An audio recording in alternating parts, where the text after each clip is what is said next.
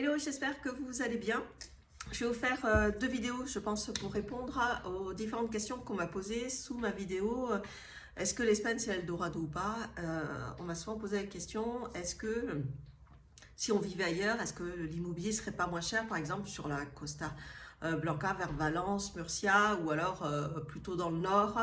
Donc ça c'est une question, j'aurais du mal à vous répondre parce que je pense que c'est personnel.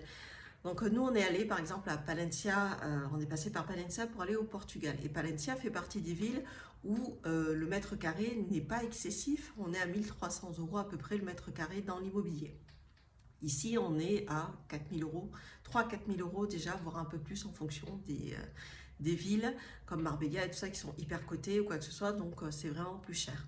Après Palencia, franchement, je n'irai pas vivre là-bas. C'est pas un endroit où je me dirais tiens, j'irai bien vivre.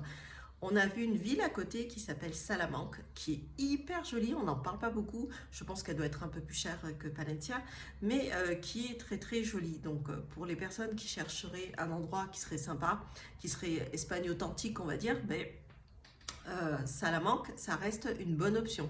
Après, vous êtes loin de la plage. Nous, on avait envie d'être proche de la mer et tout ça. Et quand on est venu à Malaga, on s'est dit, waouh, franchement, ouais, on se verrait bien vivre ici.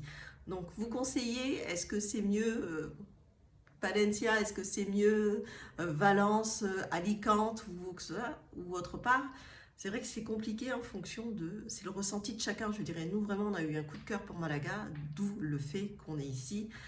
Et comme vous, je vous rassure, on s'était dit en venant, waouh, ça va être super, on va pouvoir s'acheter une maison avec 200 000 euros. Je sais que j'exagère un peu le trait, mais on va avoir 200 mètres carrés, quoi que ce soit. Et quand on est arrivé, ah ben là, on s'est pris une petite claque et on a vu que oui, c'était assez cher du fait tout simplement des anglophones, surtout des grands nordistes, j'ai envie de dire Suède, Norvège et tout ça, qui ont un pouvoir d'achat qui est beaucoup plus important et qui viennent et qui achètent énormément. Il y a pas mal de monde qui a envie de venir vivre au soleil.